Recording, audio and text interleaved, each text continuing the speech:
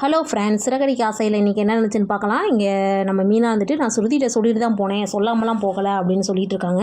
உன்னை ஸ்ருதி வந்துட்டு என்கிட்ட சொன்னீங்களா, எனக்கு தெரியலையே அப்படின்னு சொல்லவும் விஜயா வழக்கம் போல் ஆமாம்மா இவள் வந்து ஊர் சுற்ற போயிட்டா, இப்போ நல்லா மாட்டவும் நான் ஸ்ருதிகிட்ட சொன்னேன் அப்படின்னு ஒரு பழியை போட்டு விட்றா அப்படின்னு சொல்லவும், அப்படிலாம் நான் போய் சொல்லணுங்கிற அவசியம் இல்லை, நான் ஸ்ருதிகிட்ட சொல்லிட்டு தான் போனேன், இந்த மாதிரி நான் கோயிலுக்கு போகிறேன், நீங்கள் வீட்டில் வந்தால் சொல்லிடுங்க அப்படின்னு சொல்லிட்டு தான் போனேன் அப்படிங்கவும், அப்படியா என்கிட்ட சொன்ன மாதிரியே இல்லையே அப்படின்னு நீங்கள் சொல்லிட்டு இருக்காங்க.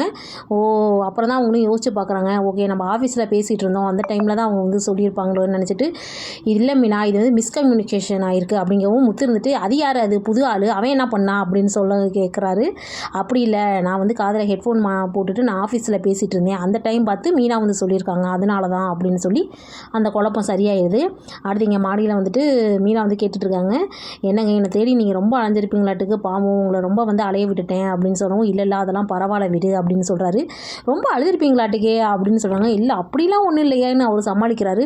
உங்கள் மூஞ்சை பார்த்தா தான் நல்லா தெரியுதே, நான் இல்லைங்கவும் ரொம்ப தேடி அலைஞ்சு அழுதுருப்பீங்க போல் அப்படின்னு சொல்லவும், பின்ன திடீர்னு ஆளை காணோன்னா ஒரு பதட்டம் வராதா, இதில் இன்னொன்று என்னென்னா நான் ஸ்டேஷனில் கம்ப்ளைண்ட் பண்ண போகிறப்ப அங்கே உன் தம்பி சத்யா வேற வந்து நிற்கிறான், அவன் என்னென்னா ஏன் மேலே கம்ப்ளைண்ட் பண்ணுறான் அப்படிங்கவும் மீனா டென்ஷன் ஆகிட்டாங்க. ஓ, அவன் அப்படி பண்ணானா, சரி விடுங்க நான் பார்த்துக்கிறேன் அப்படின்னு சொல்லிட்டு அடுத்த நாள் மீனா வந்து வீட்டுக்கு போகிறாங்க. மீனோட அம்மா வந்துட்டு இந்த மாதிரி நீ பண்ணிகிட்டு இருக்காத, மாப்பிள்ளையை தேவையில்லாமல் அலைய விட்டுட்டு இருக்காத அப்படின்னு சொல்லிட்டு இருக்காங்க. ஆமாம், என் புருஷன் கூட நான் சண்டை போடுவேன், இன்றைக்கி நான் சேர்ந்துக்குவேன், அது என்னோட இஷ்டம், நீங்கள் எப்படிலாம் பண்ணுறீங்க அப்படின்னு அவங்க சொல்கிறாங்க.